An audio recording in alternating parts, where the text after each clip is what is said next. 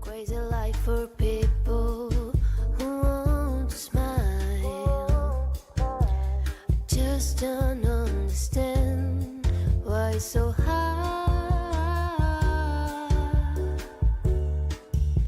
to say hello before goodbye.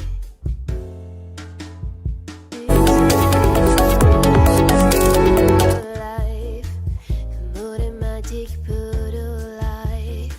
A cocoa life for people who want love.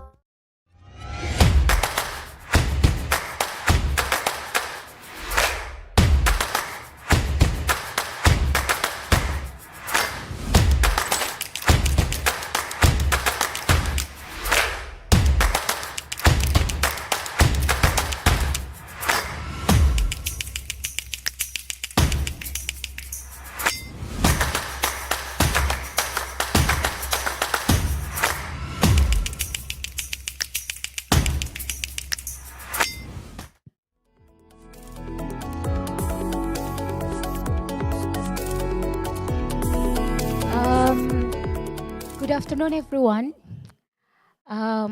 Welcome to this event. But before we start, I would like to announce that we have provided interpreting tools for any of you who might need one, because the whole event today will be conducted in English. Please go to the uh, committee table behind if you need any interpreting tools. Yeah. It is remarkable to see all of you here today in this room as well as online, because we have some participants joining us remotely to commemorate the Impunity Day against the Impunity Day of violence against journalists, and the launch of a very important book highlighting the challenges in ending impunity for violence against journalists in Southeast Asia. We will discuss all of these in greater details later throughout our panel discussions. As you could see, that the book entitled Confronting Violence and Impunity Against Journalists in South Asia, as well as the whole team that packaged our event today. I'm Margaret Aritonang, and I will be your host. The event is organized by the Alliance of Independent Journalists in Indonesia, or AZI Indonesia, together with 7 media organizations from Southeast Asia under the PFMC coalition and supported by UNESCO IPDC. PFMC stands for Press Freedom Monitoring in Southeast Asia. It is a consortium of 7 independent press associations and news agencies that monitors attacks, threats, and violence committed against journalists, media workers, press institutions, and overall the press freedom situation in Southeast Asia. Today's event is a result of collaboration between AZI Indonesia and like-minded organizations, including AGTL from Timor-Leste, Cambodia from Cambodia, CIJ and GRAM from Malaysia, and UGP from the Philippines, and Prachatai from Thailand. I'm thrilled to start today and I'm eager for our discussion. Thank you again for participating. We have created a short video to help provide more elaborated information about the coalition itself. So let's take a moment to watch the video. I'll pass it to the committee.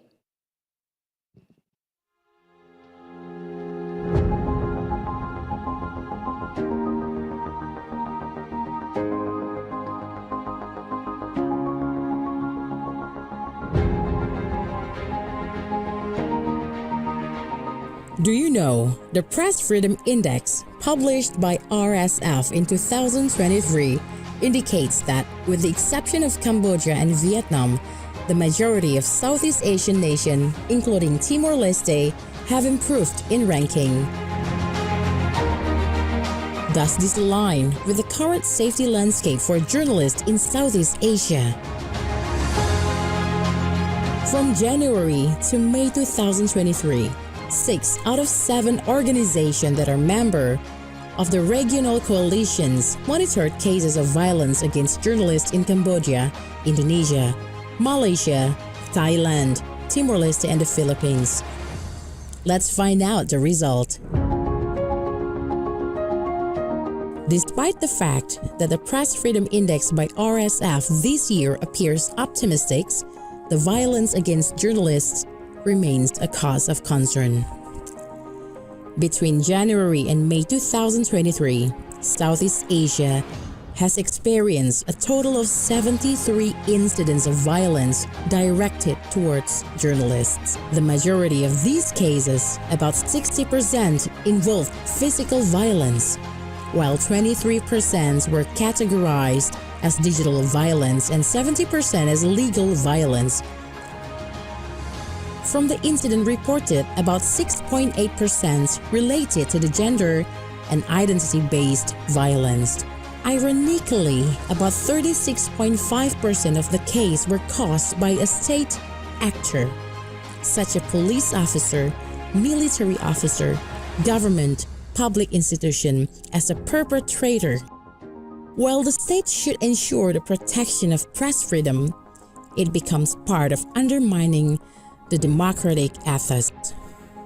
Let's take a closer look at some of the countries in Southeast Asia and the challenges they face. In Cambodia, the media landscape has remained critical since Prime Minister Hun Sen's decision to shut down Voice of Democracy (VOD) in February 2023, which is the only independent local media in the country. The government is also drafting a new law that will restrict the freedom of the internet, putting online journalists at risk of arrest and prosecution. This law can give the government the power to control any online news content. In Indonesia, the media community is facing the threat of legal regulation that could undermine press freedom and freedom of expression, such as the Electronic Information and Transaction Law, the Criminal Code Law, and the Omnibus Law that could be used to criminalize journalists and media outlets for their coverage. Not to mention the risk of intimidation and harassment that journalists face on a daily basis.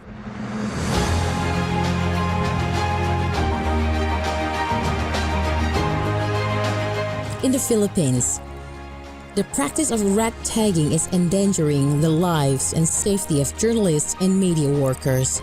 Red tagging is when individuals or groups are labeled as terrorists or communists for criticizing the government or expressing dissenting views.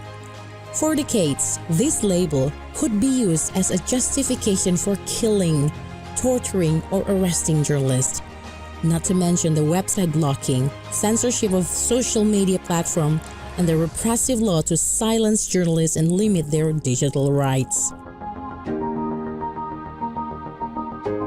However, behind these statistics and reports, there are individual stories of courage, resilience, and dedication.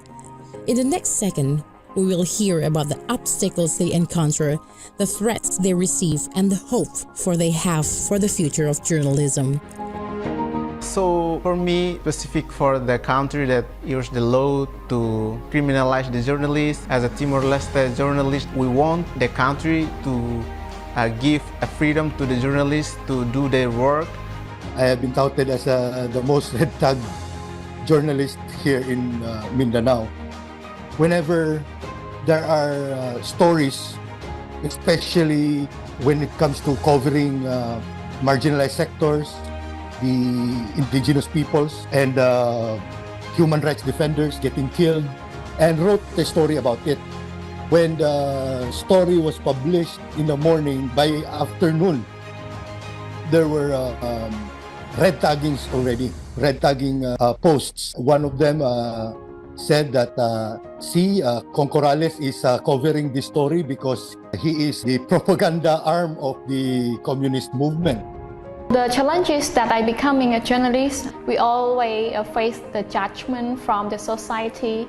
There is a norm that people always think about the journalist or reporter that they are bad. They always report about the bad side of the government, something like that. I hope that in Cambodia we will have a safe space for journalists in any form of the digital freedom or physical space regarding to the female reporter, no hate speech, no online harassment. In September 2022, 38 Narasi journalists and ex-workers were hacked. The perpetrator tried to breach Telegram, WhatsApp, Instagram, and Facebook accounts. I was one of them. The hacker tried to enter my Facebook account. Inevitably, this also has impacted our psychosocial safety regarding our families. I had to put myself out of the family WhatsApp group to avoid anxiousness for our family members. The digital security system in Indonesia is in an emergency state. I need a secure and trusted system to manage my personal data. And as a citizen, I have my rights to speak freely and criticize any issue related to the public interest. As a journalist based in West Papua, I have experienced digital attacks many times, such as email, WhatsApp, Twitter, Facebook, and cell phone hacking. I also experienced terror and physical threats several times. For example, in 2013, my wife and I were held at gunpoint by members of the Indonesian military at the Indonesian and Papua New Guinea border when I was returning from covering the Melanesian Spearhead Group Summit, which discussed the issue of West Papua in New Caledonia. How can the regional coalition work together to overcome these challenges? We need to continue to promote digital freedom without terror, intimidation, and bullying for journalists from any institution and groups. We hope the freedom on internet and also the digital right of the people will be improved and also maintained. We need more solidarity through calling out these practices, pushing for legal reforms, and by amplifying each other's stories, statements, and issues. We are very proud to be part of the media collaboration project for the Southeast Asian region, and we hope this program will achieve two main objectives. First, to monitor threats and violence against our friends and colleagues in Southeast Asia, regardless of their platforms or ideologies. Second, to build a mechanism to ensure that the media in our region can work safely and freely. These everyday challenges on press freedom are often ignored or covered up by the authorities and the mainstream media. That's why we are a coalition of 6 out of 7 organizations across Southeast Asia who are committed to defending and promoting press freedom in our region. With humble excitement, would like to use this opportunity to launch the alert monitoring platform named pfmc.org. This platform monitors and documents incidents of media repression and violations that collects and analyzes the real-time data from reliable sources and present it in an accessible and interactive way. It will provide information that can be used for media advocacy nationally and internationally. This platform is an effort to provide more real-time information on the obstacle to press freedom in Southeast Asia. We hope that the availability of real-time data can be referenced for making responses, providing support, advocacy, and strengthening collaboration. We hope this platform will be useful for the press community, researchers, civil society organizations, and anyone who focuses on issues of democracy, human rights, and media freedom in Southeast Asia. Please visit us in the following barcodes and spread the words.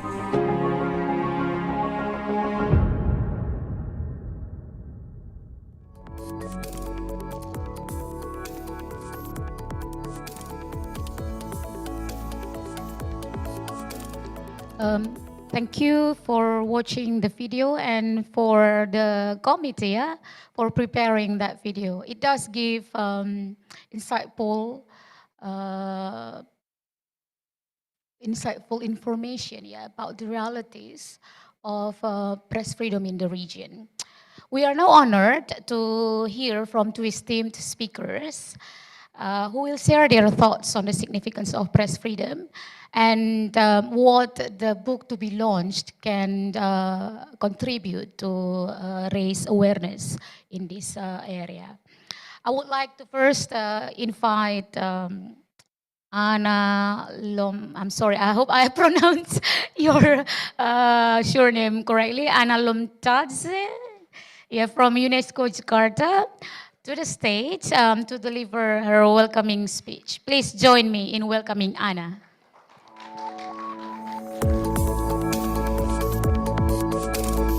Thank you so much. Terima kasih. Selamat sore, everyone. Thank you so much for organizing this event. Febrina, Pabayu, very nice to meet you.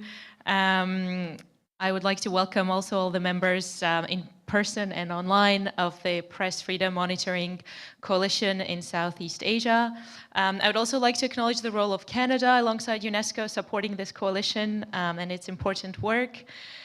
As the moderator, Marguerite, kindly mentioned, we're here today to celebrate or commemorate the launch of the book documenting 10 cases of attacks against media and journalists in Southeast Asia. Also to commemorate the International Day to End Impunity for Crimes Against Journalists.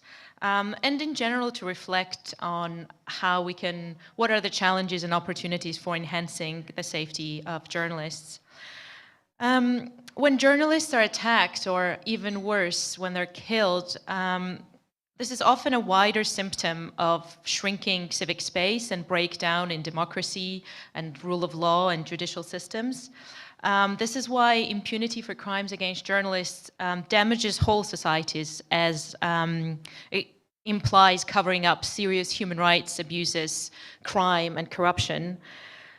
Government, civil society, intergovernmental, international organizations all have a role to play in enhancing journalist safety and upholding the rule of law. Based on UNESCO's latest data from 2022-2023, journalist killings have risen by 38%. This means that every 4 days, a journalist around the world is killed. And killed for seeking truth. Globally, 9 out of 10 journalist killings remain unresolved. And when they are resolved, it usually takes on average 4 years to get a case resolved. And indeed, the way we see this is that justice delayed is justice denied. Besides killings, of course, the development of technology has also enabled all kinds of new tools and mechanisms to harass journalists through surveillance, online harassment, doxing. One of the Narasi TV reporters here was talking about her own experience of how hackers tried to hack into her Facebook account. And then there's also increased use of law, something NUJP, I believe, has called lawfare, misuse of judicial systems and legal mechanisms against journalists. And this is also an increasing concern. UNESCO, as the coordinator of the UN Plan of Action on the Safety of Journalists and the issue of impunity, approaches the safety of journalists in a holistic manner, let's say. For many years, we've been obviously supporting journalist trainings on safety, but we've realized that we cannot achieve any sustainable change without engaging with duty bearers, that is the judiciary and law enforcement. And through our dedicated programs in the last 10 years, we've trained over 24,000 judicial actors around the world and over 13,000 police officers on topics related to freedom of expression, safety of journalists, and access to information. Even though Philippines remains one of the most dangerous countries in the world for journalists, we've had some success there I'd like to share, which is working with the National Police Commission and the National Police and the associations of journalists to facilitate mediated dialogues and practical exercises to enhance trust and professional relations among them. And luckily, this actually culminated into drafting of a new police rule that will be signed hopefully by the National Police Commission and the Chief of the Police on media relations, safety of journalists, and freedom of expression, and what is the role of police in upholding this rule, especially in high-pressure situations such as elections, natural disasters, etc. And we've also developed a specialized course in the Philippines for the police on these same topics. How can they engage in a more professional way with the media?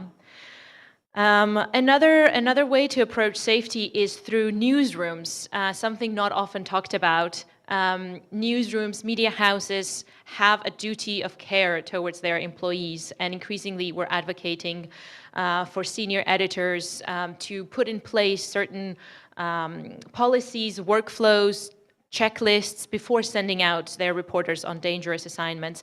And we call for special attention, especially for journalists who work as freelancers, who often work in the most precarious conditions. And then finally, thinking of safety in a comprehensive way, not only physical safety and digital security, but of course, well-being and investing in psychosocial support and peer support among journalists. In closing, I would just like to salute you all for your great work, for your resilience and courage, and just acknowledge the role you play for societies. Indeed, we need free, independent, and pluralistic media to hold power to account, but also to make sense of this world, really, and of our role in it. So thank you very much, and I wish you a very fruitful event and all the best with the work of the coalition, which is very important in documenting attacks and advocated for press freedom. Terima kasih. Thank you. Thank you, Anna. Next, I would like to invite the Secretary, the General Secretary of ASI Indonesia, Mas Bayu Wardana, to come to the stage and share his thoughts with us.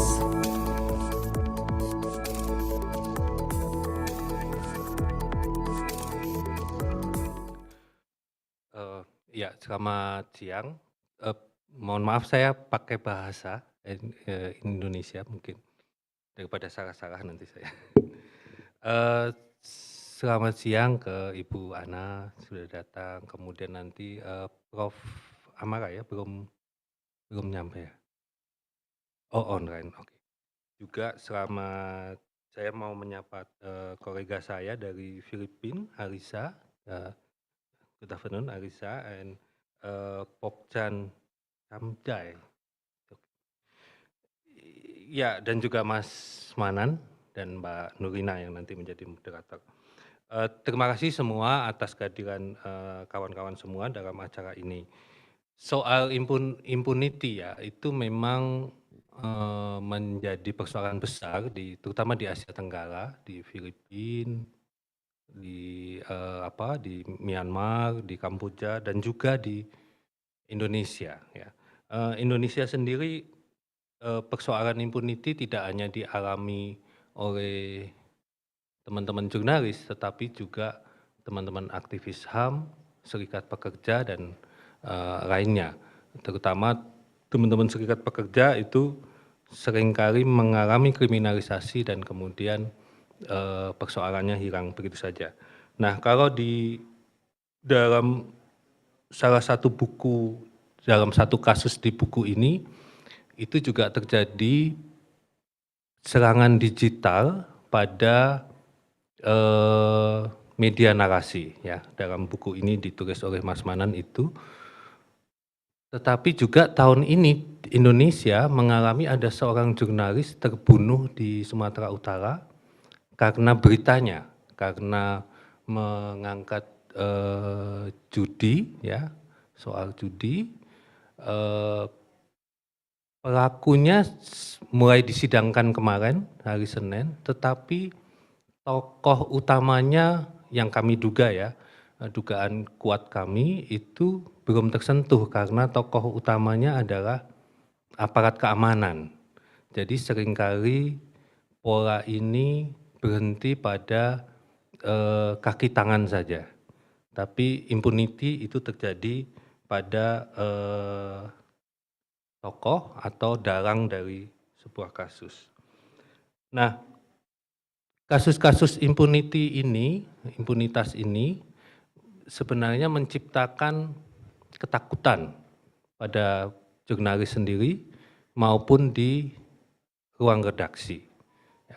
Saya menyebutnya ini menciptakan spiral ketakutan ya, karena banyak media kemudian takut untuk melakukan liputan yang sensitif sehingga fakta-fakta atau kejadian-kejadian itu tidak diliput gitu ya, karena di ruang redaksi sendiri kemudian melakukan swasensor. Ini menjadi persoalan terutama di Indonesia. Nah, terbitnya buku ini saya kira kita patut apresiasi karena dari 10 kasus itu kita bisa belajar banyak Dan semoga buku ini menginspirasi untuk mencari jalan keluar bagaimana mengatasi impunity ini. Maka selamat atas terbitnya buku ini dan selamat berdiskusi. Thank you. Mas Bayu, boleh kembali. Can you please return to the stage? Because the committee has a small token of gestures for you and Anna, and I would like to invite Anna back to the stage. And also I'd like to call our director, Pak Febri, to hand in.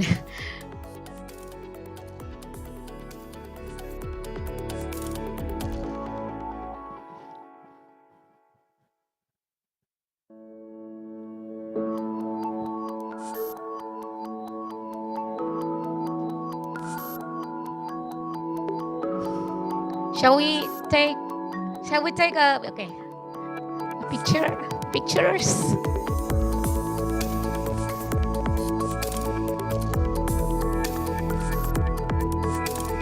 Yeah. Please give a round of applause again to all of them. And now, well, we come to the main part of the event today, which is the panel discussion. Four distinguished speakers have joined us, who each of them has their own experience and knowledge that they can offer to the table. And the discussion will be guided by a moderator who is an expert in communication and media campaigns. I would like to call Mbak Nurina, ya. And she will take over from me. Over to you, Mbak Nurina. Okay, good afternoon, everyone. It's a pleasure to meet you all here. I'm pleased to meet you, of course, but if you look at the title of our discussion today, Confronting Violence and Impunity Against Journalists in Southeast Asia, it actually marks a bad thing about our region, right? But of course, when bad thing happens, there's also an opportunity. And we're discussing the opportunity and what are the lessons learned so far in the region. For that, I would like to invite the three panelists on the stage. The first one is Abdul Manan from AJI, Indonesia. Please give a round of applause. And the second one, I would like to invite Aliza McLaren from PJ, yes. NUJP, yes, sorry. From the Philippines. And last one, Pongpan Chomchai from Prachathai. And I know that we are having one commenter that joining online. Is she there already? Dr. Amara? Yeah? Okay, good afternoon, Dr. Amara. I'm hoping that you can hear me well. Yeah? Yes, thank you. Good afternoon. Okay. All right, so we are discussing a situation that's been going on, that's been lingering the region for decades, for years, 5 years, 10 years in several countries. It actually lasts for forever, right? Because we're still here, we're still discussing the situation. Now, I'd like to go to Abdul Manan first. Mas Manan. Okay, anyone need technical assistance? Yeah, we have one microphone. You can have one. Maybe Alisa, you can have it because we still have one here. My presentation?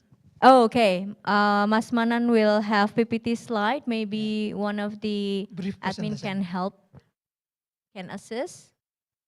Okay, so before we're seeing your PPT slide, Mas Manan, I would like to ask you, because in the in the ebook, you share the stories of Narasi and also Nur Hadi from Surabaya. Both of the cases actually tell us different type of violence against journalists. I can say that the one experienced by Narasi is the 2.0 violence because we're now living in the digital era, and therefore the violence also diversified. It's not good, of course, but maybe you can share a bit with us before we are seeing your PPT slide. Why the violence is diversified? It's actually, worth noting that the threat is still there. And those, the perpetrators, they are still feeling threatened because the work of the journalists, but yet it's not stopped, it's still going on and diversified. That's even worse. Can you tell us from your experience, why is the violence still there? And we as a community, because I'm also part of the civil society and we've been working together with a lot of organizations, try to combat this, but yet still there. Do you have like a brief analysis why we're still seeing the violence until today? Okay, thank you, Nurina. I think based on Aji experience, during maybe 25 years of Aji experience, we see any pattern related with the violence against journalists. In my presentation, I highlight about our Aji website, advocacy website. We create in 2006 maybe, but actually our monitoring on violent case against journalists starts in maybe 1998, but we have a website in 2006. And the difference, in 1998, we just published our monitoring in our annual report since 1998, but we actually we want to publish annual report like the name is annual, but it's not in reality because sometimes annual, sometimes 2 years in and one publishing is not continue. But in 2006, we have a website and we monitor more routine and we publish in real time. And we see the pattern of the violence. We see the number, at least we see from the based on the number, any tendency to increase year by year in quantity and also in quality. The next slide. Okay, so the slide is there already. All right, please go ahead. This is the Aji website. We publish in real time, so all the people can see in the real time the case who submit to Aji and also based on our monitoring. Usually we get a report from our branch in more 40 brands across the country, and we usually make a verification about the case, and if we form this is the violent case against journalists, we put in the website. And next slide. So this is our monitoring since 2006 until now. We see the number of based on report, and also our verification. The number still high, more than 40, and average maybe 60 case each year. And Then next slide. So why we choose two case in this book, yeah, Nur Hadi case and Narasi TV case. Actually, this is represent the two form of violence against journalists in Indonesia. The first, physical attack. The second, digital attack. Why is these two cases quite representative based on Indonesian experience? Because based on our monitoring, we can see the number of physical attack and digital attack be to form form who quite much compared with the others, like in based on data 2023, we collect maybe 87 case, and the physical attack 18, then the digital attack 14. In 2022, we the number of case 61, and the physical attack 16 case, and digital attack 14 case. At least in the last 5 years, the physical attack and digital attack quite high in terms of number, yeah. So that's why we choose Nur Hadi and Narasi.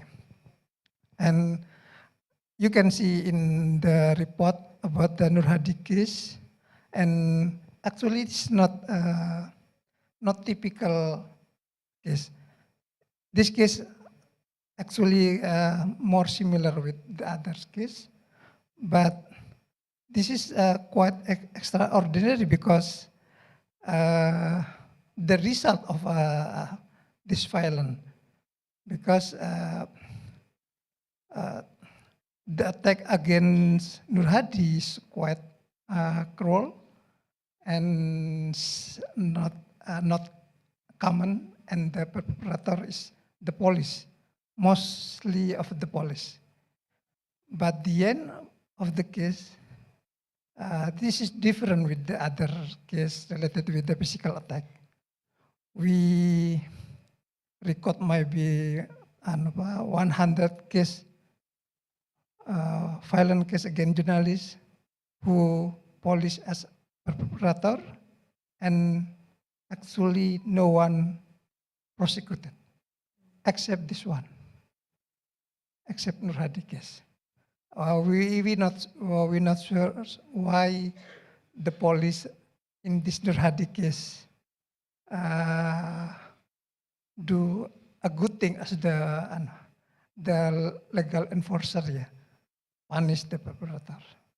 So that's why we see the Nur Hadi is the good example how. So that's why Aji published Nur Hadi advocacy in a book. This is the second book Aji published related with the advocacy issue. In the latest book, we published Radar editor Radar Bali, An Agung Prabaksa, who killed in 2018. We also published the book related with how we advocate this case. And in the end of the day, we send the perpetrator go to jail. The second one is next. Narasi. Narasi TV case, as you can see in the report, is also quite interesting because in terms of the number, it's quite big as the victim compared with the other case. Usually, the victim might be 1 or 2 people. In the Narasi, more than 25. So that's why This is a good representative related with the digital attack against journalists. And the detail of this case, you can see in the report, but I just to say, but this case, like other digital attack against media, usually we make a report, make a complaint to the police. In 2 years ago, any similar case happened to Tempo and Tirto ID. They also make a report to the police, but different case, but the same fate, yeah. Because until now, no any progress about the legal process. It means the perpetrator of this attack go free and no accountability. So if I say the Nur Hadi case is a good example, I just want to add additional information. Nur Hadi is one of, in terms of number, case related with violence, who the case is closed with quite good thing, yeah, because the perpetrator is prosecuted, but still too many cases related with the physical attack. No any prosecute, no any accountability, and mostly the perpetrator is the police. So that's why I think more than 3 times Aji declare police as enemy of the press freedom. I think it's one of the our big issue in terms of the violence against journalists. We need to create strategy to how to confront this reality, to confront how, if any violence from the police related with the journalists, we can follow the Nur Hadi path, how they persecuted and sent to jail. I think the legal process, and it means send the perpetrator to the jail, right? Make us a journalist more safe in the next time and in the next year. Thank you, Indrina. This is my brief explanation. Okay. Wow. I mean, the stories really represent what's still happening against journalists in the region, right? I am curious, what was different? You said earlier that Nur Hadi case is representing how actually, or finally, the law enforcement behave differently, right? The perpetrator brought to justice. I would like to ask you, what was different in terms of advocacy, in terms of collective action from the civil society? Was there any specific effort that's been done by civil society as a community to help Nur Hadi case? Maybe you can tell us a bit more about that. Actually, we're not quite sure about that. But maybe this case related with the Tempo case, because after the Nur Hadi attack, we tried to push the police to do something, and quickly. But I think Aji also have a big contribution to push this issue, keep up in the air, and public more awareness about this case through campaign, demonstration, and also campaign in social media. But maybe one thing quite important, during this case, any case related with the police, the sexual harassment in Sulawesi. This story read by Project Project M, Multatuli, and during that time, any campaign in social media who the point of the message, don't trust the police. So maybe any not inconvenient situation by the police not to handle properly with Nur Hadi case. Maybe I don't know. I don't know for sure. Or maybe from your story, I can infer that actually part of it is collective action, because I recall the Committee of Safety Journalists, which Aji and also Amnesty part of the committee, we had several meetings with the press council, if I recall, and that we also have this joint campaign pushing the police to, bring the case to justice. And I think maybe that's what you meant by finally police, behave differently in this time. But thank you so much, Mas Manan, for your stories. Hopefully we won't hear similar stories next year, but we can only hope, right? I'm going to move to Alyssa. So in the ebook, you shared stories about the massacre of 58 people, including 32 journalists, and also the case of Percy Lapid, right?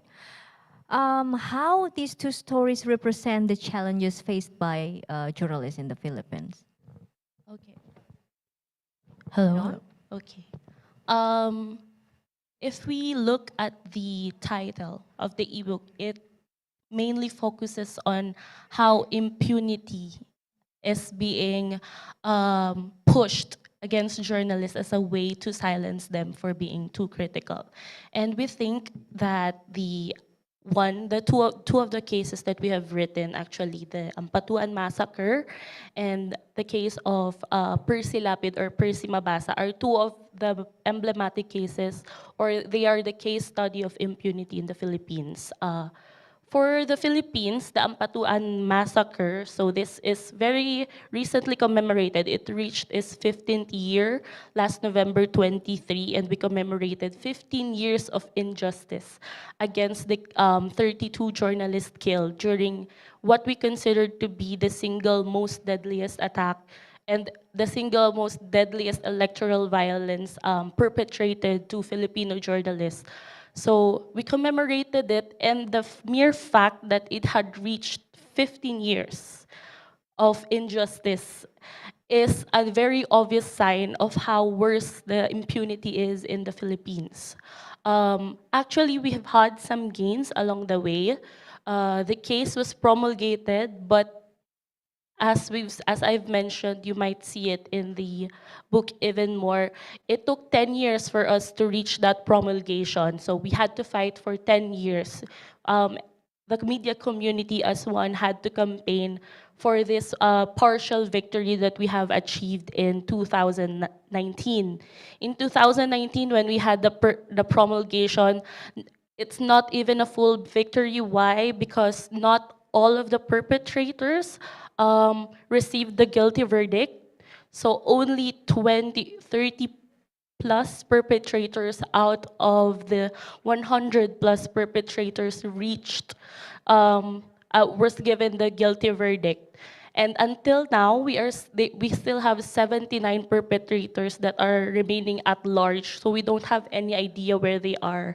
And this is why we consider it a partial victory, because for the families, especially the victims of the families who lost their father, their mother, or mainly the breadwinners, 15 years is too long. Just like Anna said, justice delayed is justice denied, and that is what we are experiencing right now with this case. They've been fighting for 15 years, and most of the family members have even perished. So most of the older family members of the victims have perished, waiting for this case to reach its full victory. But still, they have reached the end of their life with no victory at all, including, and For the 32 journalists, not even all of them were counted as victims. Only 31 actually were given, were considered as victims because the 58th journalist or the 32nd journalist, Reynaldo Momay, so he was not considered by the court as one of the victims. So the families, his family received no damages. They received completely no justice whatsoever from that promulgation. So I guess by looking at this and the fact that NUJP and the Philippine media community is still fighting, still campaigning for this case until now, 2024, where 4 presidents have passed this case, just for information. So 4 administration has passed, and every administration, we continue to reach out to them asking for attention, to give attention to this kind of case, and still we have not reached that kind of attention, not even a complete victory, is a clear sign of the worsening, if the worst, not even the worst, the worsening culture of impunity against the journalists. And it remains to be the reality of Filipino journalists even now on the ground, particularly those in the regions who does not have the protection of being in metro or in the cities where they are backed by big media companies who have full team of legal lawyers. So I think that's why we chose to highlight those 2 cases that we have put in this ebook. It really sum up the situation. But what were really the obstacles? They said new regime, new hope. They said, but maybe it's untrue. But can you tell us, like, what were really the obstacles? I know impunity is one of them, but maybe can you elaborate more on what's really happening in the ground? Why is it hard to prevent? I guess one of the biggest obstacle that we have noticed during this almost 2 decades long campaign is that there is there's no sense of urgency when it comes to media related attacks. It's not even when it's journalist killings, but even libel, cyber libel, just like what they mentioned, or even doxing, those kinds of cybercrime attacks, if it involves journalists or if it's considered as a media-related case, we sense no sense of urgency from the government. So the slowness of the judicial process in solving these cases says a lot on how much importance they are giving cases for the media, not even in the Philippines, but in Southeast Asia. It should not take as long as 2 years for a case like this to be solved, especially with how obvious the evidences that are presented along the way. Because one of the basic rights we have as citizens is actually our freedom for information and our freedom of expression. And if we are attacking the journalist, we are actively curtailing that right and curtailing the right of the people for information because you're attacking their informants, the journalists. So I guess what I can sense from that is the lack of attentiveness of the local governments of different Southeast Asian governments in addressing such cases is one of the huge hindrance and why it actually adds to the culture of impunity that we are experiencing right now. There is no urgency from the authorities. Yes. Yeah, to treat it as an urgent matter that Yes. actually it's the people who are losing their rights, right? Rights Right. to information. Okay, so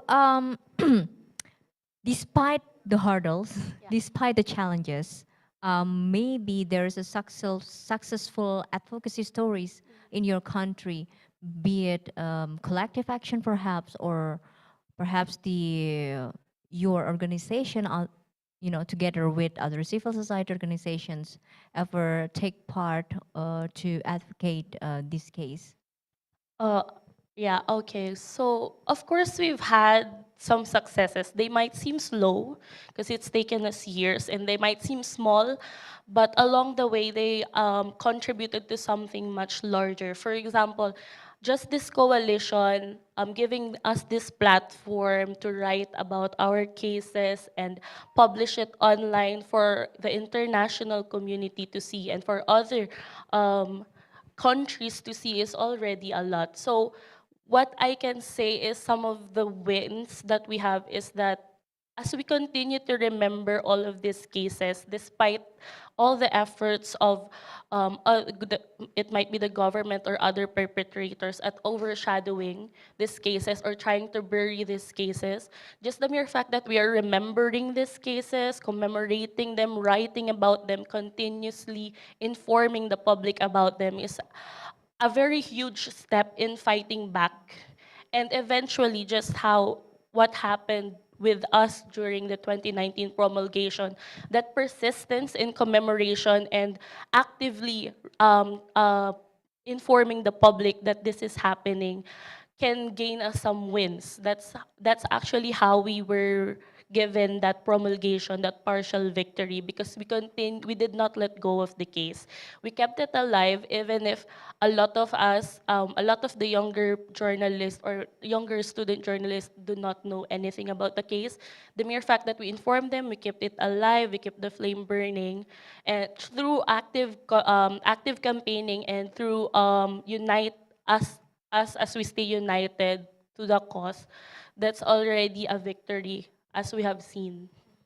How important public support in the Philippines for a case like this, in your experience? Public support is very important because the public is the main, what do you call this? They are the main beneficiaries of the government and the journalists. So if the public demands, for example, if the public is the one who demands justice for cases like this, if they see the importance of solving cases like this, that push is enough for the government to actually act on it. That's why we continue to inform the public of what is happening. And I guess that's similar to all of us. That is why we're writing these stories, because we see how the support of the public can actually turn the tides in resolution of such cases, or even, for example, what other countries have seen, we can reach some sort of justice because the public wants that justice. So there's this connection between the community and the public that we are serving serves as the most vital part of this fight against impunity. So I would like to clarify one more time. So the one who's not having sense of urgency is the policymakers, is the law enforcement, the government. But the public itself, they already have awareness and they already support you guys as a civil society. Okay. Yeah. All right, we'll continue discussion later. I'll move to Pong. So Pong, I think I will ask you the same questions. Why you chose the shot of two foreign journalists in your country to represent what's been happening in Thailand? Thank you for invitation and good afternoon, everyone. For the report that contribute from our former colleague Thiranai Jaluwats. He was former Prasha Thai reporter and former vice president of Thai Journalists Association, who contribute significantly to this report. And my presentation, my speech today will be based on his work with additional insight to reflect the current context in our country.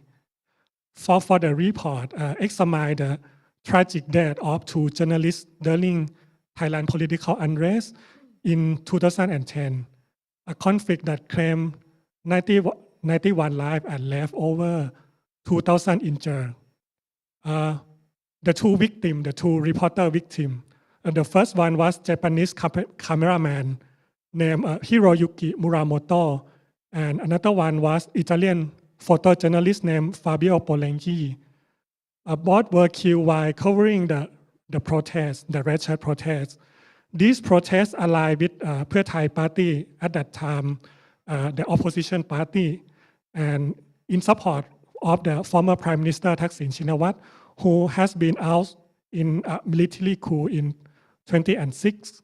The protests began in March 2010 with demonstrators demanding the resignation of Prime Minister Abhisit Vejjajiva and call for a snap election. When that call went unanswered, the protesters established a large camp along Ratchadanan Avenue. It's like a main street of Bangkok near Government House. Some protesters later extend their occupation to business district called Ratchaprasong intersection. And this caused escalated tension with the government. In response, the government declared a state of emergency, shutting down the protester, the Russia satellite television, and another media outlet, including Prasha Thai website. We were shut down for 8 months. We have to work online, we have to work from home, we have to work on remote. Everything we have tried before COVID-19. And then there was a deployment of soldiers on April 10 to clear the protester at Ratchadanan Avenue. It's caused a military crackdown at the Ratchadanan Avenue, leaving nearly 30 people dead, including Muramoto, who was killing while documenting the violence. After that, the red shirt regrouped at Ratchaprasong Junction, the business district, as I previously mentioned. But it's turning it into the protest side.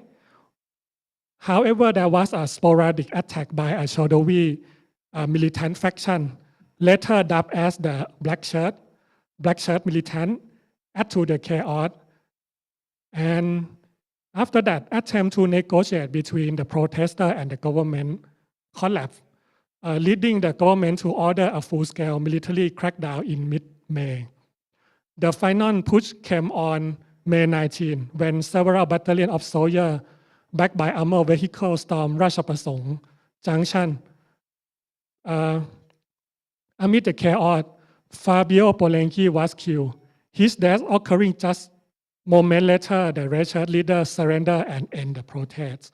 So the boss, the two journalists, Hiroyuki and Polenki, were killed while reporting from the protest site. The tragic highlight the challenge faced by journalists who even clearly identifiable as journalists, but they are often targeted during conflict.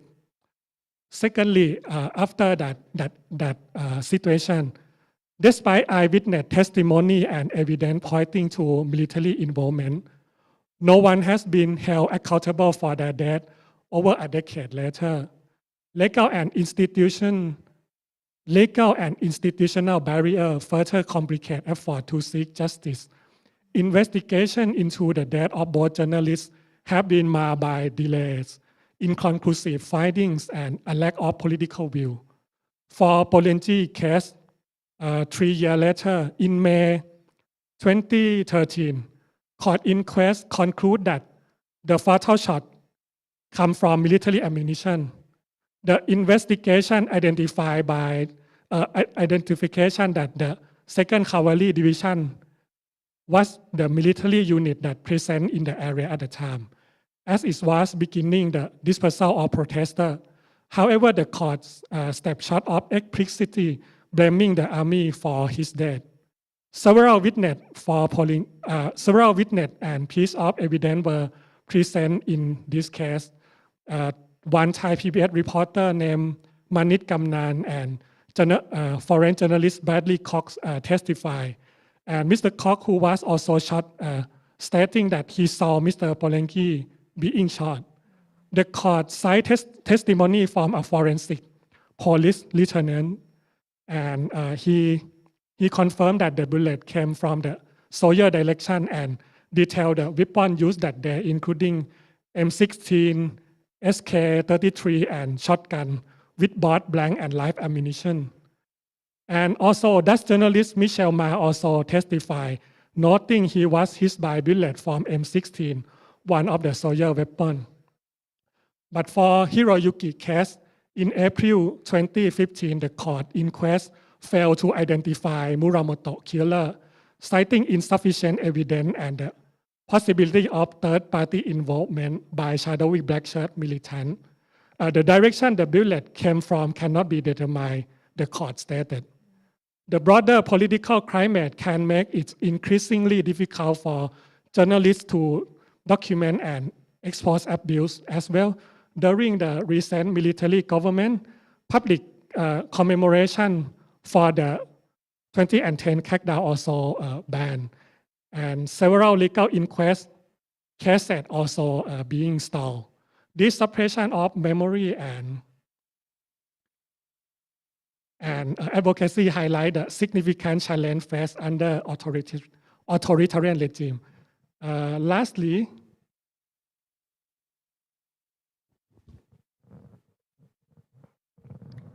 sorry. Yeah. Lastly, political dynamic play a significant role in obstructing justice.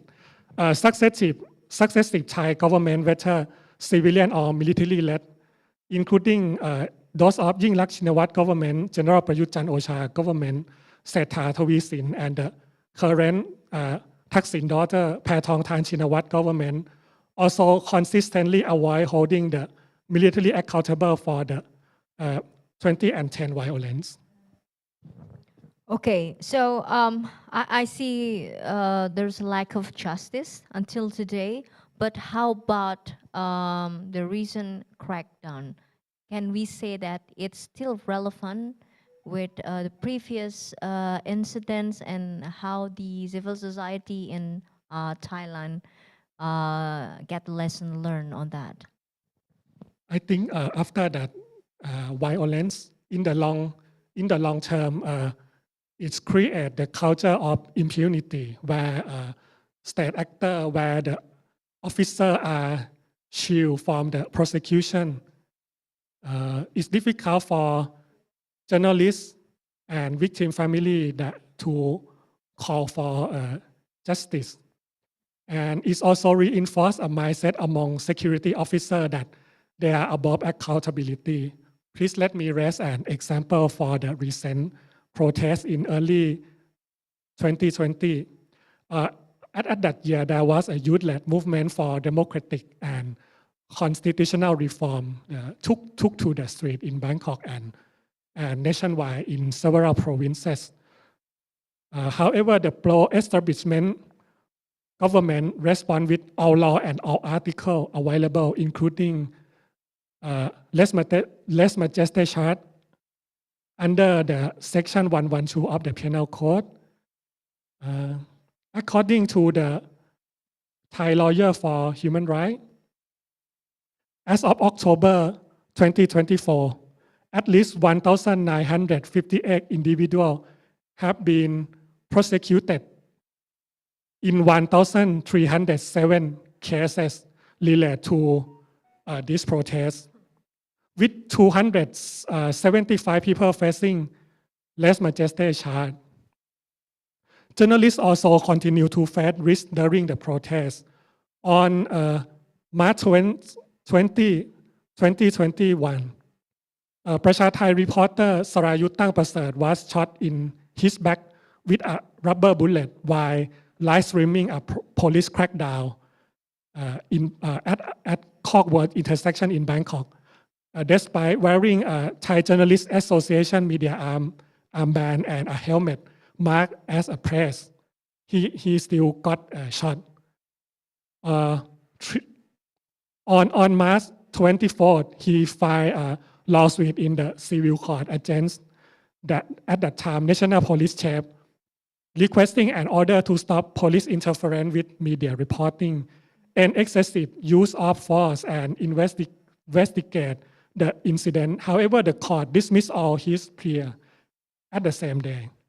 Later, in November 2022, the crowd control police issue a letter response to his request, stating that the use of rubber bullet during the March 2021 protest when he got injured was lawful and in line with guidelines on the use of force. Similarly, on July 18, 2021, at least 3 journalists were shot with rubber bullets while covering a youth protest in Bangkok again.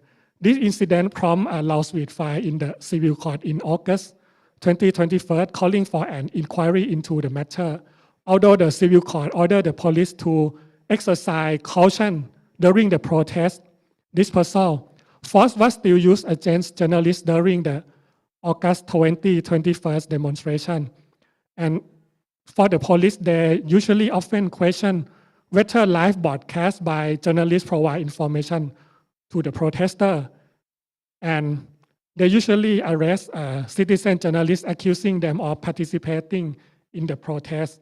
And for the more recently case on February 12, 2024, ประชาไทย reporter ณัฐพล เมฆโสพล and freelance photographer ณัฐพล พงษ์พันธ์ สานนท์ were arrested for reporting on a spray painting incident at the outer wall of the Temple of the Emerald Buddha, which occurred nearly a year earlier in March 2023.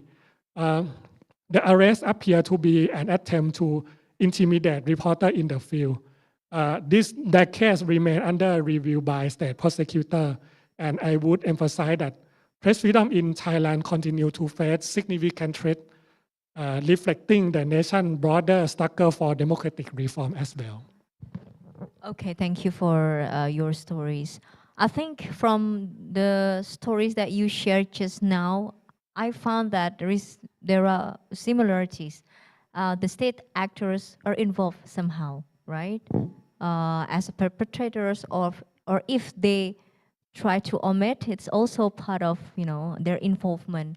Now, I'd like to ask each of you to see and to acknowledge the involvement of state actor. How important then in your each country the joint effort that so far been done?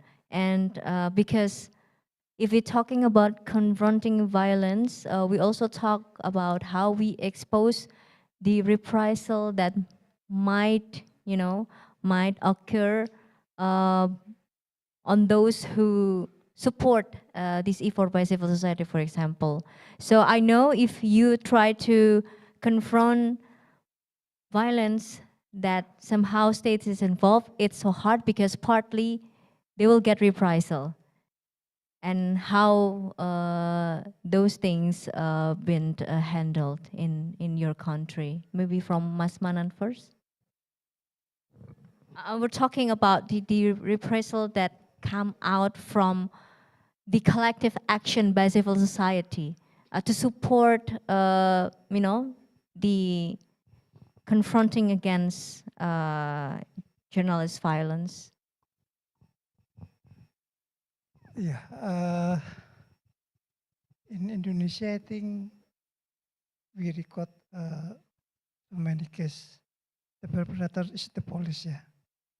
And like maybe I need to even that we think is big contributor of the number of violent cases.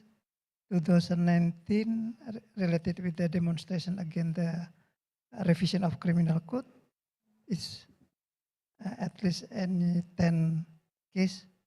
Most the perpetrator is the police. And the next year, 2010, during demonstration against the Cipta Kerja, also more or less the same number. And we as a association and also civil society try to confront this issue through the legal process by make a report, complaint to the police, and no any prosecuted to the perpetrator. Yeah.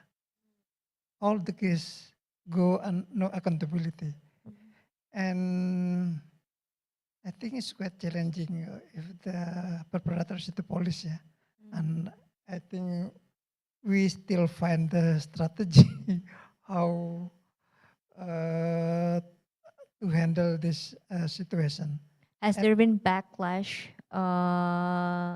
to those who fight with the journalists? Usually, the police make a reprisal by not prosecute the police who the perpetrator. Yeah. Okay. It So by mean omitting the police fight with the no accountability with their personnel if the accused make a violation. Yeah. And nothing we can do. Of course, we can do something, but maybe that's for another discussion. Yeah, so that's why maybe in some situation, sometimes we make a campaign. What happened if the perpetrator is the military personnel, like in 2012, yeah, any violence against journalists by the military personnel, and all the perpetrator is the prosecuted, sent to the they jail. brought to military court, not the general. Military court, yes. And at least any two cases, yeah, in Padang, also in Pekanbaru. So we make a campaign. Why the military personnel is more accountable than the police and force? But of course, the effort to bring the military officer to military court is also debatable, because I know some colleagues in the civil society, they want those in military who are part of the perpetrators to be brought in the general court. Yeah. But at least the perpetrator is not go no accountability, yeah, compare with the if the police as perpetrator. And you demand the police also be treated the same way. At least from the initiative, we can see that, or you don't see that from the police side. Some maybe if we are quite lucky, if any political situation that make police more eager to make a progress or seriously using the legal process to handle the violence, yeah. And maybe like maybe like Nur Hadi case is the good example we can follow. Okay, Alisa. So does the same thing happen in the Philippines in terms of reprisal or backlash to those who support the journalists? In the Philippines, those who retaliate, I use the word retaliate by campaigning against the wrongdoings of the perpetrator. Similarly to Indonesia, most of the perpetrators of attacks against journalists in the Philippines are also military personnel, or sometimes they're politicians. So the retaliation that we get when we campaign for the journalist is that, as the video earlier have mentioned, we get red tagged. We get labeled as terrorist supporters, which is now dangerous for us, especially with a new law in place, the anti-terror law. So this is a new law in the Philippines which actually allows the government to criminalize and jail suspected terrorists. So by being labeled as terrorist supporters, terrorist propaganda arm in the Philippines, that could actually get you jailed for so long.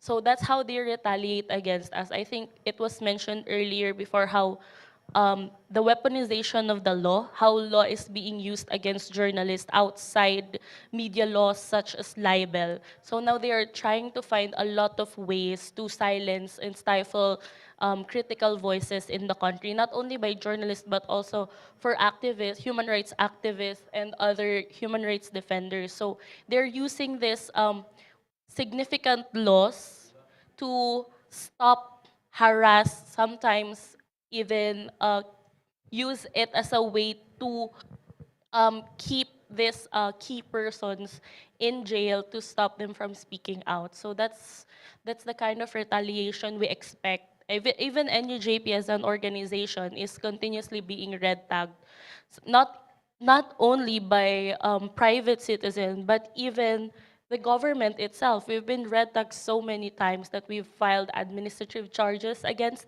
the perpetrators, but until now we have seen no action from the government to address these administrative charges. In fact, the perpetrators, what they do is that they get released from office, they become private citizen, and they get off scot-free. Or sometimes the military, they just get assigned to another area, kind of like running away from the problem where they have an ongoing administrative case. So that's how they go around that's how they go around the law as well. Okay, so legally silencing. In Indonesia, normally the authorities use the defamation articles for silencing those critics. Okay, Pong, how about you? How's in Thailand? Is there any reprisal backlash, or in the word of Alicia, retaliation for those supporting the effort of journalists? Okay. So far, we don't see clearly retaliation to those who support press of freedom. However, for the reporter in the field, there's still risk of being charged by the police, like the case that I have raised on our reporter Natapon Meksopon and one freelance photographer who, like almost 1 year later, got charged as a supporter of the artist activists.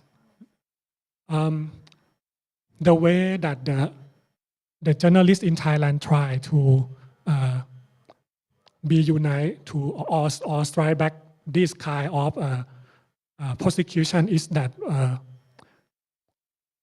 we try to engage every mechanism that the country have. We try, even though for our constitution also not fully democratic, but they still have a parliamentary channel, or they still have a constitutional body like Human Rights Commission that in recent year, reporters and journalist association and another union of the reporter also try to engage with, try to have a dialogue or communicate with this mechanism and channel. Okay, thank you. So let's hear from Dr. Amara. Are you still with us, Dr. Amara? Hello, Yes, Dr. yes. Yeah. Okay. So witnessing, not firsthand, of course, witnessing from their stories about how the violence against journalists been going on for years, for decades, and the injustice that's still lingering. What is your take on that? Okay, let me start by express my appreciation for the Press Freedom Coalition and AJI for inviting me to listen to your report, read your report, and react to the report. I'm happy to learn about what's happening, and I'm very happy to see that journalists are still very active and collaborate and provide coalition efforts to support each other in Southeast Asia. Since I've been working at the ASEAN level and have been looking at human rights in Southeast Asia, my reaction will be more at the regional level and instead of national level. I looked at the report and I see that the cases presented are kind of diverse, and I classify them into groups. But in all cases, from human rights point of view, it's based on the International Covenant on Civil and Political Rights, which is the UN human rights, civil political rights document. And Article 18 talk about freedom of thought, conscience, and religion. Article 19 talk about right to hold opinion without interference, like of freedom of expression, right to seek, receive, and impart information. So these are the issues we are talking. And in the report, journalists are the entry point, and the reports cover both journalists at the individual level and at the organization level. But having said that, the ICCPR, which was adopted in 1976, may be should be supplemented or supported by the later document, which is the Sustainable Development Goals. And Sustainable Development Goals of the UN encourage people to look at development from the rights-based approach.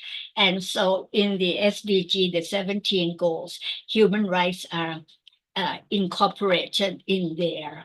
And in there, we call what we see in this new development is to see that the civil and political rights and the economic, social, cultural rights are now combined in the SDGs.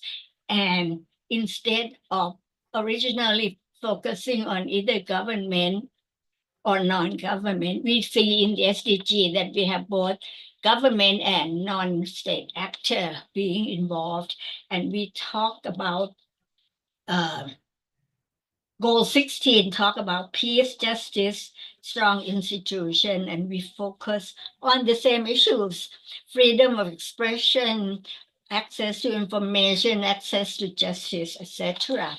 So I see that in the analysis or in the reports,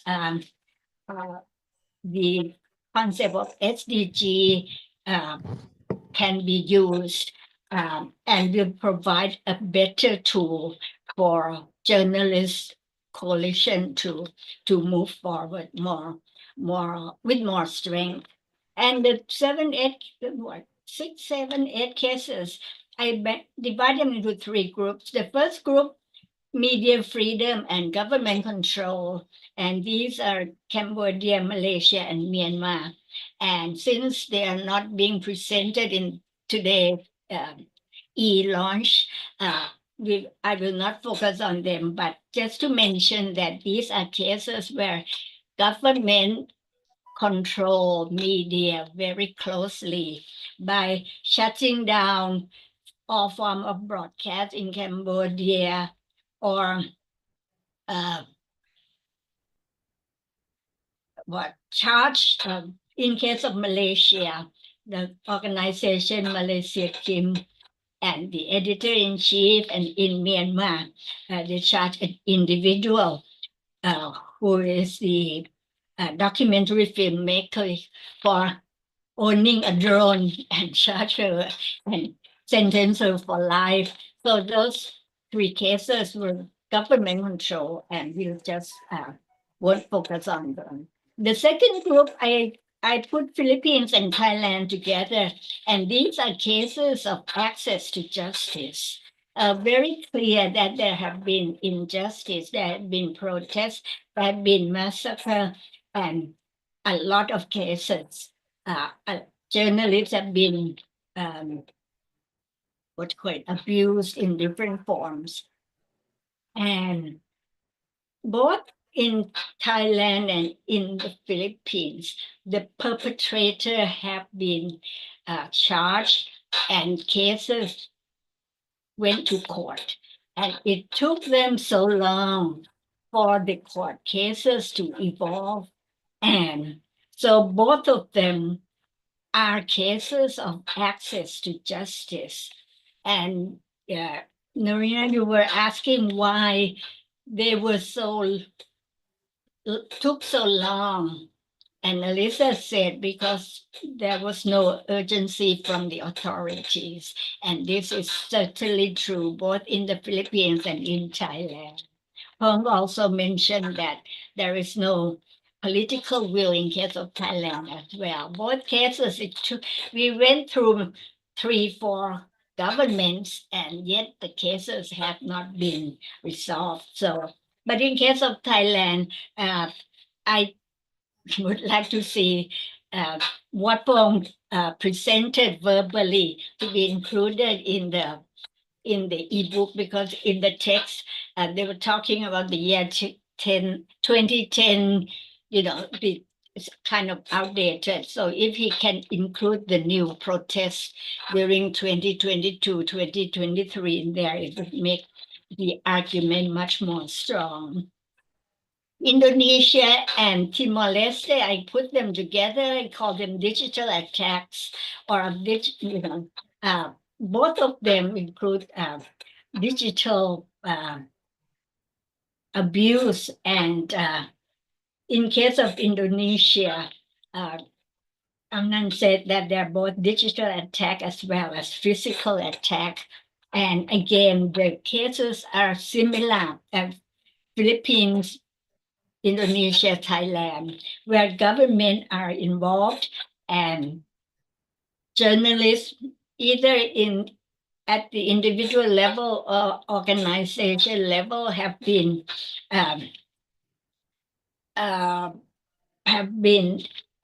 controlled or accused of infiltrate. In case of Indonesia, the system have been infiltrated, and so it is difficult for journalists as non-state actor, as individuals or non-government organization to fight against government authorities. And we see that access to information, access to justice had not been made available. And I go back to the SDG 16, which is what we call in the discussion on human rights today, is we call them procedural rights.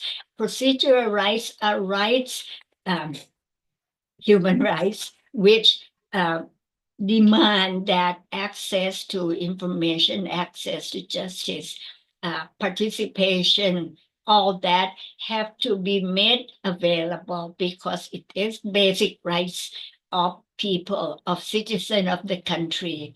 And based on the reports we are talking about today, they have not been made available at the extent for which the citizens are happy, because the information, access to information have been,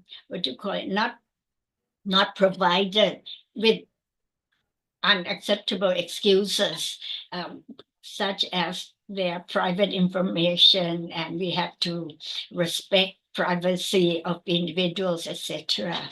So at the Southeast Asia level, I would conclude that we have a long way to go to make SDG 16 a reality. And at the moment, even though I'm leaving ASEAN after New Year, I see that ASEAN, AICHA, the ASEAN Intergovernmental Commission on Human Rights still will be pushing this issue more and more. I have started the push, and I hope that our successor will continue working at the ASEAN level to make access to information, access to justice being improved in the 10 countries, 11 including Timor-Leste. So with that, let me stop here. And that's my thought regarding the ASEAN region as a whole, regarding Thank you. violence. Thank you. Thank you, Dr. Amara. Since you mentioned about how the ICHR will push forward, I would like to follow up a bit. How frequent are there, or is there any mechanism within ICHR that enable the civil society to report, the violence, and how the ICHR mechanism can give information to countries, of this violence? Thank you. Let me start by saying that being an ASEAN organization, you have to recognize two principles. One is non-interference principle, which means that each country will not interfere with the business of other countries in the region. And number two, decision-making at the consensus level, which means that to decide at the ASEAN level, all 10 or 11 countries have to agree. But having said that, during the past few years, we have tried to overcome this difficulty or this limitation by starting to. Another problem with AICHA is that we are set up for the promotion and protection of human rights. But in fact, in the term of reference, the promotion aspect is there, and mechanism to promote include training, organizing workshop, etc. are made available. But in terms of protection, it is not there. We say as promotion and protection of human rights, the two together always. But in terms of mechanism, the protection mechanism is not made available. So during the past few years, we tried to overcome that by agreeing that complaint on human rights violations could be submitted to ASEAN or to AICHA, to the Secretariat. And the Secretariat recognized that we have received complaints on human rights violations in Southeast Asia region. And then the Secretariat will contact or transfer the complaints to the representative of the country being complained. And then the country will have, the representative of the country will have to go back to the country and investigate the complaint by working with the national institutions or civil society at the national level. So this is something that we have adopted since 2019, but yet we have not gone very far, but at least we have started. And I think that we will be able to move forward a bit more, but not fully. It's still not easy to work at the ASEAN level. Thank you, Dr. Amara, for the information. At least we already started, and let's see if it's progressing in the next few years. Okay, I would like to invite a guest and participants here to ask questions to the panelists here, or if you have questions for Dr. Amara, that's fine as well. Or maybe the panelists here, do you have follow-up questions for Dr. Amara, perhaps? Question? Anyone? Oh, maybe somebody from the organizer, if you can spot question from the Zoom, from the online room. Yes. Oh, okay. I only see my face, and the interpreter, the sign language. Okay, questions from Zoom participant. Yes, I see that now. If advocacy efforts in each country didn't work, is there anything that can be done by the international organizations to help the media or journalists overcome the stories written in the book? Who wants to answer? It's a really tough one, but this is real one. Mas Manan. Actually, AGI have experience using the international advocacy to support violent case in Indonesia. It is related with the case, Tempo case against Tommy Winata in 2003. Yeah. So as you know, Tommy make a criminal complaint against Tempo, and that bring Tempo journalists to the court. And at the time, Aji make asking IFG, because Aji member of IFG, asking their support. So the IFG give a support by making a statement, then also asking their branch in each country to send a letter of protest to the Indonesian embassy in their respected country.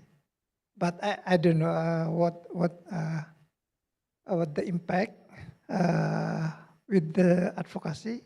But in the end, Tempo lose in the first and appeal court, but won in the Supreme Court. I don't know. Is the impact of the international, or this is the national advocacy who make a big impact?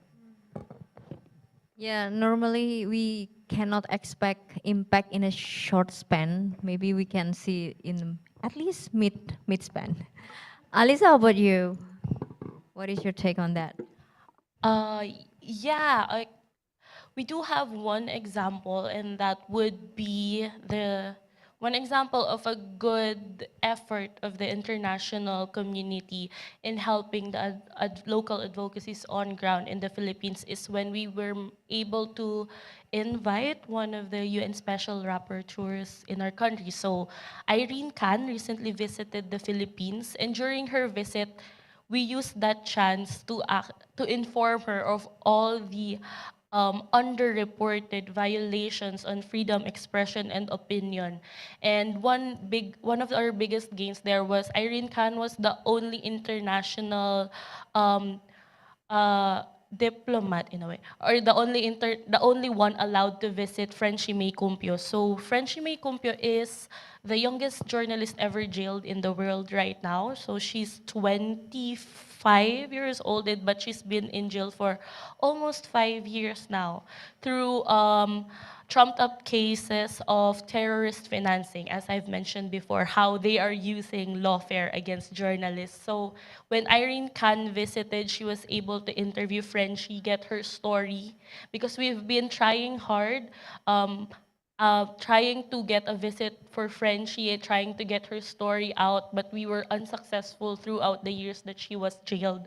But Irene Khan managed to do that, and she made it a specific clause for Frenchie in her report, which she will actually publish next year in the International Human Rights Court in the UN. So that's one way that I see how even if the local efforts in countries fail, just actively connecting through, like they said, actively connecting through the IFJ, through our friends in the Freedom Press Unlimited, even Committee to Protect Journalists, letting them know that these cases are happening and asking their help to make these cases known to the UN, and then inviting these special rapporteurs to visit and investigate on their own, do their independent investigation, and serve as the international push, the international pressure from the international community to the local governments so that they could do something is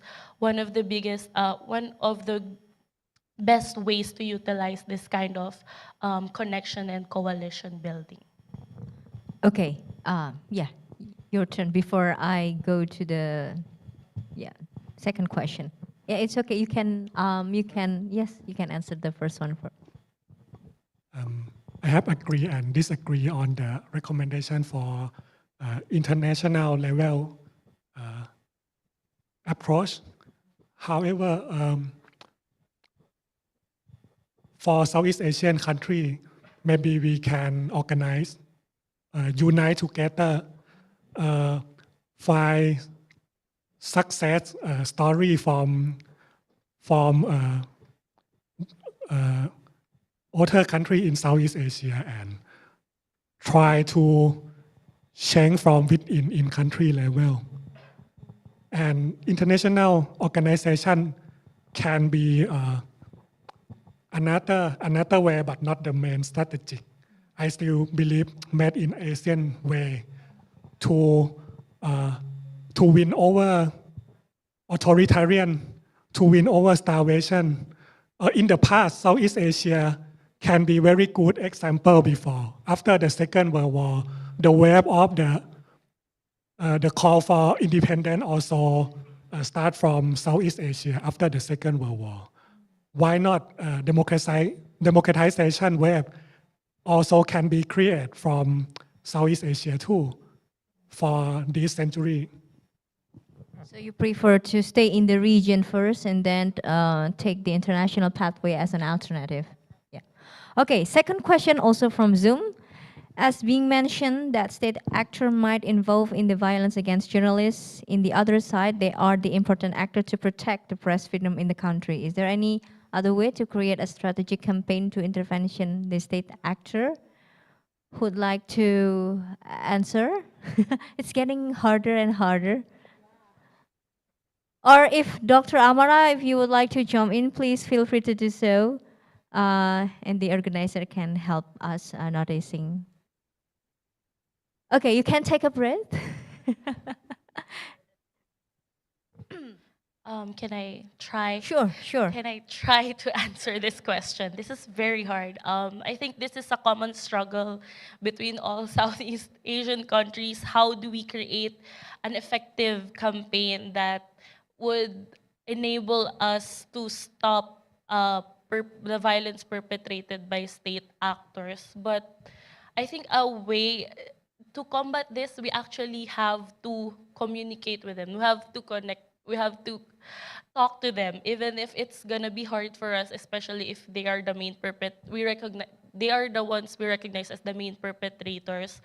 To be able to combat them, we have to have a conversation with them to make them realize that they are actually going against their mandate of protection. What they're doing is instigating the violence instead of doing what their job, which is to protect. So making them realize how important it is that the media community remains independent and critical, even if they don't like what we are writing about. Making them realize the importance of that is one way. But of course, there's also the problem of how open will they be to that conversation.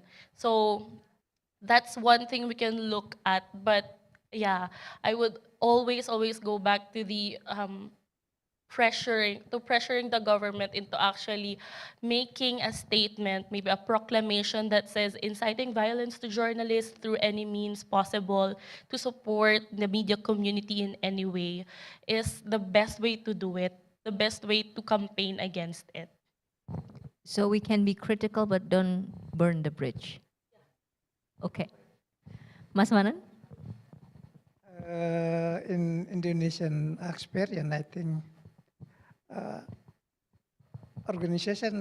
official organization like Press Council, they try to make good connection with the police and try to keep the police with the promise as a protector of the journalist right. Yeah. And Indonesia, we have Press Council have a memorandum of understanding with the police. Which means if any complaint to the journalist or media, you need to go to the press council before the police. In some cases, this is happen. In so many cases, police usually reject any complaint from people related with the journalistic work before they go to the press council. But in another case, like Diananta in South Kalimantan, it's not work. Sometimes it depend on the case, depend on the place. Yeah. More remote from Jakarta is not heavy, not easy to handle. So that's why I don't know. Maybe so that's why in big case on usually the press council and journalist association can handle, but in the remote areas it's not easy. Maybe we need another strategy to handle it in this remote area. For in the big city, I think it's more easy for us to make advocacy. Like Surabaya, we won on Nur Hadi case. In Bali, we won with the Prabaksa case, but we lose in South Kalimantan, in Diananta case, and also two case in South Kalimantan, we lost the case. So, but do you agree to build the communication with the policymakers or the law enforcement? Because from your explanation, I know that there is like MOU between the civil society and the police. It means part of the communication, right? yeah, yes, sure.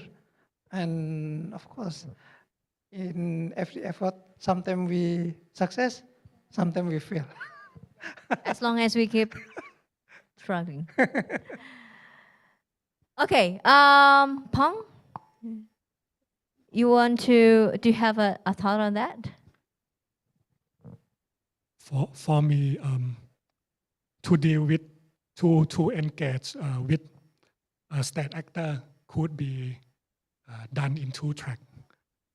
The first one would be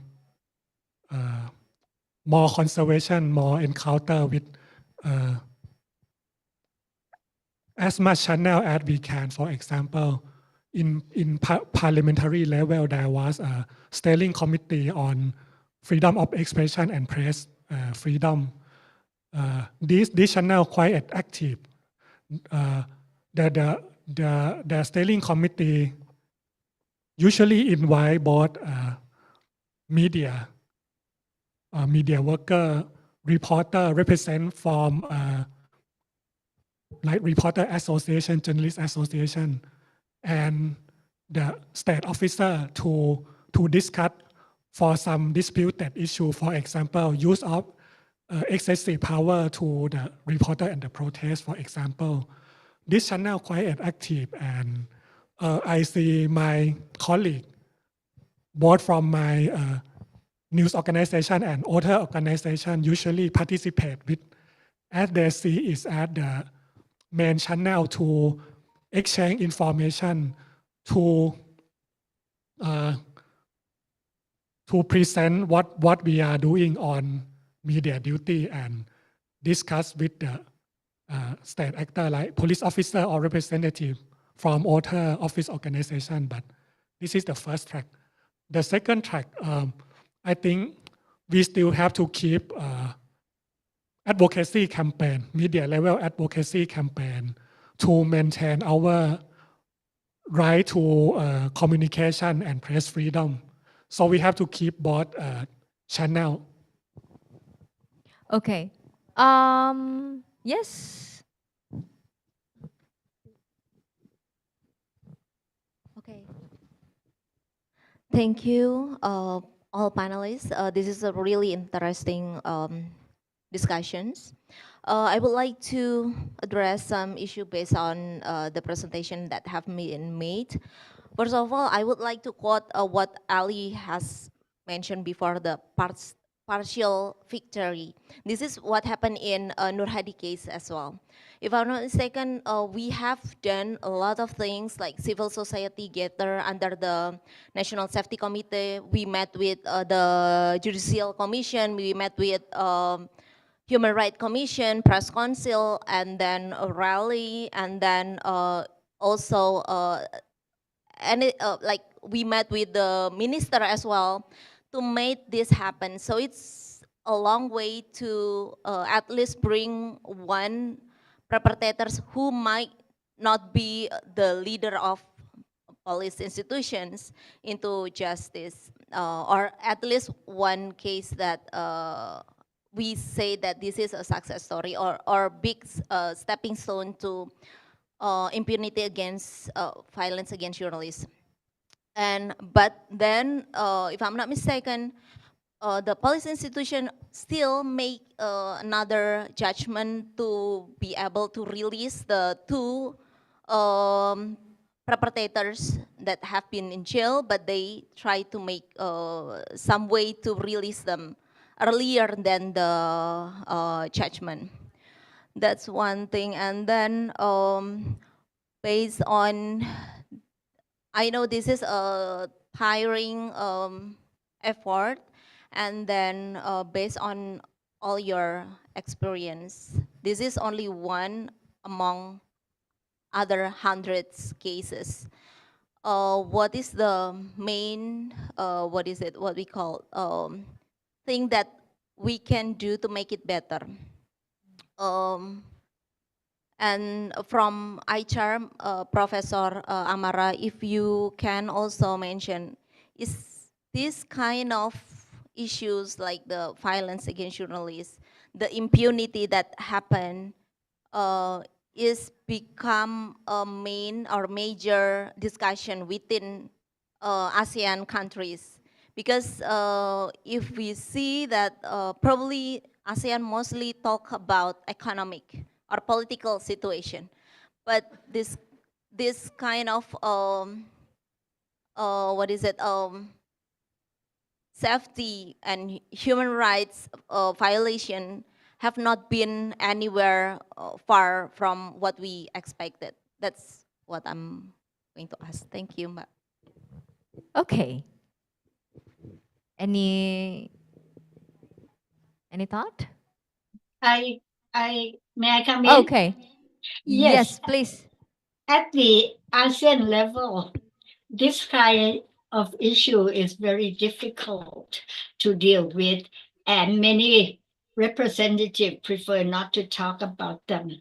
So we rarely find any discussion on the issues of civil rights. On the issue of economic rights, more representatives are more open because it's economic, and social cultural is even more easy. So in terms of civil rights, I will not attempt. It's just too difficult. But can we at least have a hope or Yes, we have try been and try receiving. again? Yes, we have been receiving complaints, and we try to raise this to be more or less a regional level kind of discussion. And again, only about half of us will agree to talk about this. The other half would say no. It's difficult, yes, but we tried. And I think that the future representatives will also continue to try, because we have been moving forward slowly, but we are moving forward. We are moving forward. Alisa, your take. I guess I have, well, okay. So I guess the only thing, the most concrete thing we could do is continue this long, hard journey. Let's just not get tired. It sounds like I'm kidding, but I find that it's the only way. So as long as we're persistent, someone is bound to talk about it, just like Dr. Mara said. So it might not be now, but if we continue to hold on to these issues, if we continue to communicate, to seek out people who would be able to listen, somehow someone would emerge who would listen and try to change this culture that we are in. So I guess continuously commemorating and remembering and asking accountability from the government and reminding them that they still have unanswered obligations to us, the media community, with all these unresolved cases is still the best way to go about it. It's slow and it takes a long time, but we've seen along the way that we've had small partial victories that could accumulate into a huge, bigger victory in the future. I'm hoping it's next year. Next year, we would not be talking about this, but We're talking about big victory, amen. talking about victory maybe next year, but yes, that's just the way I see it. But I heard this wise man said in terms of advocacy, you cannot expect a victory. You can expect small wins as long as we're doing it and we're keep fighting. That's the essence. Mas Manan, I know you're turning on your mic. Yeah, I'm refer with the case related with the protest against criminal code revision in 2019. At least any 3 people die at the time, and more than 10 case violent against journalists, and no any legal prosecution on the violent case against journalists, and also for the people die on that situation. So it's mean how we can get justice for journalists if no any justice for average people. It's mean what happened in our experience as journalists is to reflect in the bottom of in this civil life. Yeah, it mean if the police no accountability to the civil life in the civil life in every, we cannot expect they will give justice to the journalists. It mean our problem in journalists is reflect our problem in the society. It mean we need to try hard to make police more accountable, and it mean we need the situation more democratic. Yeah, any control from legislative to the government to make them work properly based on order. Yeah. So yeah, in the small scale, I think we need to make a small win, and in the broader war, we need to promote and propose how to make this country more democratic. I think like we cannot expect we get the freedom if no any freedom of expression. At least we demand accountability, because if there's no accountability, there will be repetition. Yeah. Okay. We still have one more question. I think this is the last one. Oh, okay. One from YouTube and one from here. I think I will take this one first. Yes. Thank you for this opportunity. I want us to speakers about how your commitment actually the association to monitoring the case violence journalists, because we know, like you mentioned before, many cases still continuing and we don't have the result of that. So is it possible for us to monitoring and to reminding people about the violence journalists, because we know our society is so it's easy to forget because many cases, so we always forget about what happened last year maybe. So, and then what should be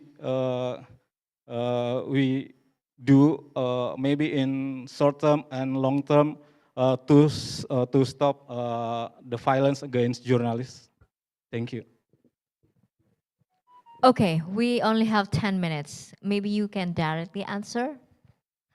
So what I'm getting is what can organizations like this do to inform of these many cases? Because people tend to forget and People- forgive. Yes, because people do tend to forget and forgive. So for NUJP, what we do is every time we have an attack, so aside from internal monitoring, we do statements.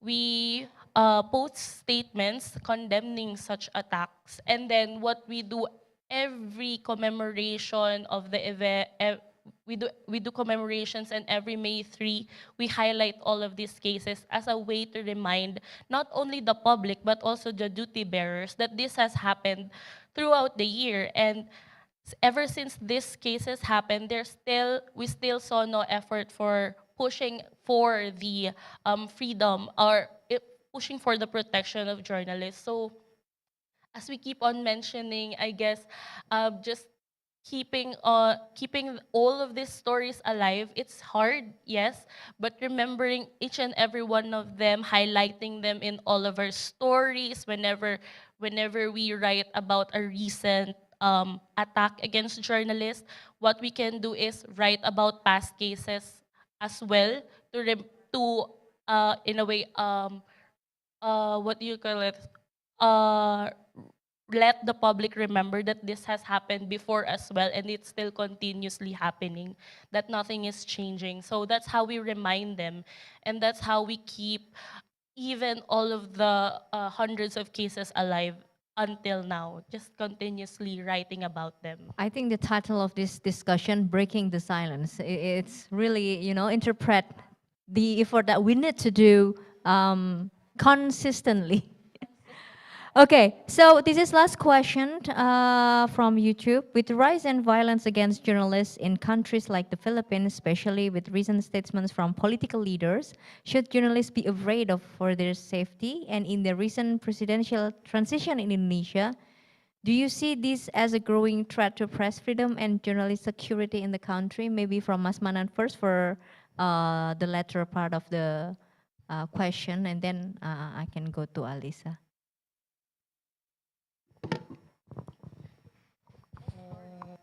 I know this is like an examination. Okay, yeah, the safety issue in the new government, yeah, and based on AJI report, we see the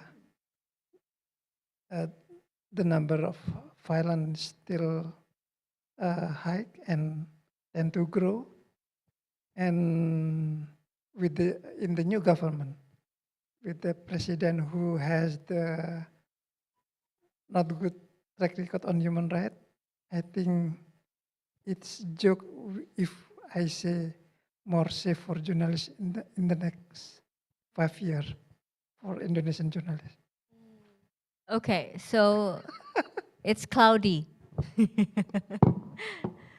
Okay, we don't have much time, Alisa. You can answer the. Okay. I could say with confidence that journalists are afraid in the Philippines, but they are not daunted. We continue to push on collective action. So what we do is we believe that an attack on a single journalist is an attack to the whole community. So we stay solid with that belief, and that is how we keep our resilience in a way. Ever since the previous administration, there's been a chilling effect on journalists, not only on working journalists, but also to student journalists. But the reason why we continue to fight against this chilling effect is that we saw the need for the people to be informed of the underreported cases that we report to, even if that means retaliation from us. So what we do is what we resolved in doing is having a solid community that journalists, individual journalists can come back to for their support, to campaign for them whenever they are attacked. And that's how we keep journalists safe in a way. Because there is safety and public awareness.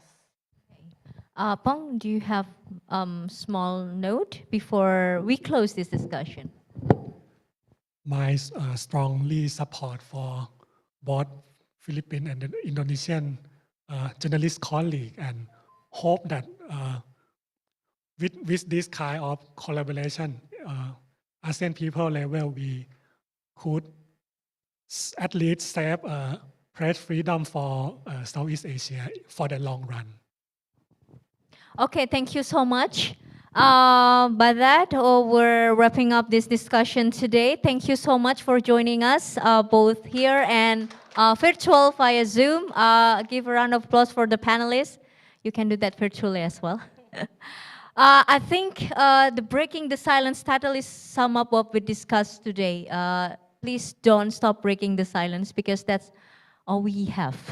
If we stop breaking the silence, then that's the end of our road, right? Okay, I'm inviting the organizers to take photo of the panelists. And also later, I know that there are exchange of souvenirs, perhaps? Yes. Can we put Dr. Amara on the screen so she can join the photo session? Mas, silahkan.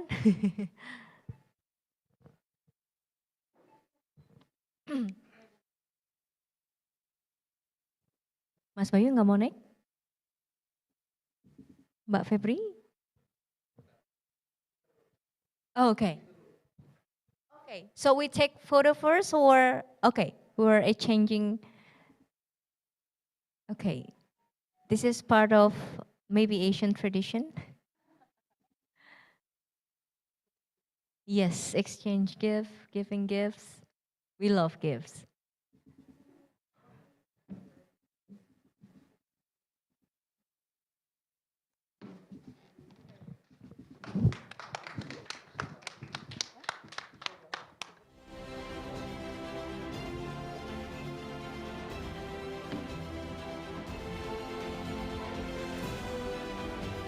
Kenapa? Oh, okay. Yes. Okay. Please don't leave the room here and virtually, because we're going to officially launch the ebook. Oh, is that for? Okay. Oh, thank you. Okay, Dr. Amara, please bear with us. I know you're witnessing from the screen. Okay, since our event today is the launch of the ebook, now we're officially launching the ebook.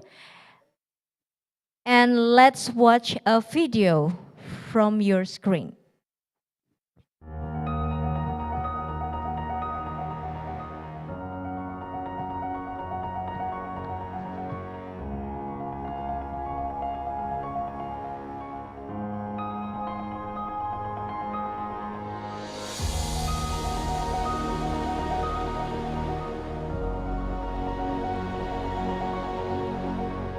In 2022, the Committee to Protect Journalists, or CPJ, recorded a total of 468 incidents involving the killing, imprisonment, and disappearance of journalists, all related to their work as a journalist. This number has increased significantly, rising to around 387 incidents compared to those that occurred in 2021. In 2023, the Press Freedom Monitoring in Southeast Asia, or PFMC Coalition, documented a total of 203 incidents involving media and journalists in 6 Southeast Asian countries. In 2024, we collected cases of violence and impunity against journalists in Southeast Asia by highlighting 10 stories of attacks on journalists in 7 countries, investigated by members of the PFMC coalition, comprising AJI from Indonesia, AJTL from Timor-Leste, Kamboja from Cambodia, CIJ from Malaysia, NUJP from Philippines, and Prashatai from Thailand. also includes a story shared by colleagues from an independent media in Myanmar, Mazima. The idea to create this ebook is an effort to make a compilation about the violent case against journalists in the region. Yeah. Journalists do very important things in society as a very important pillar. So here, the Sixth Journalists Association has done with the monitoring about the limitation of freedom of the press and violence against journalists. Media and journalists have been subjected to various attacks, harassment, intimidation, and legal lawsuit. These attacks have come from state and non-state actors, including supporters of those. The lack of protection for journalists has resulted in suppression of voice and opinion, self-censorship, and impunity for crimes against journalists, all of which negatively impact freedom of expression and press freedom. With the creation of this book, I think we hope to find maybe the pattern about the violent case against journalists in this region. So at the end of the day, we hope we can make common strategy to handle about this challenge on the regional level. The public, and especially the leaders that have power in each country, must to be appreciated every task and role that done by journalists, because the journalists doing a very important task for the public interest. And as you know, the work of journalists is not a crime.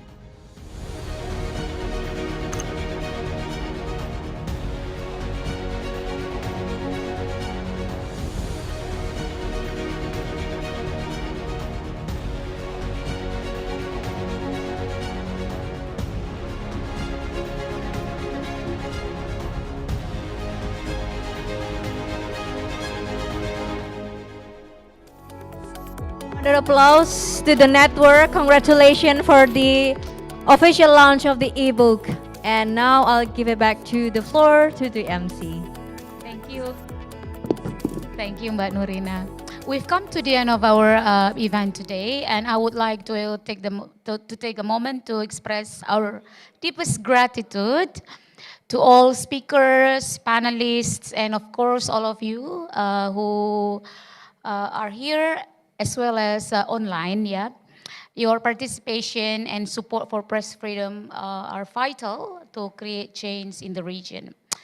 As we conclude, I would like to encourage all of us to keep engaging with the book that we've just launched and the discussions around freedom, press freedoms. Yeah. Remember that all of us have a role in ensuring journalists report freely and safely. For all of you who are in the room, you can access or download a copy of the book by scanning the banner that you could see on each side of the room. Or you can also go online and access it through ASI Indonesia website on www.asindonesia.or.id. Yeah. Thank you again for participating and for joining with us. Please feel free to stay and network with all of us here. Good afternoon and see you again later. We would like to invite everyone to come at front and have a group photo, yeah, and have group photos. Photo.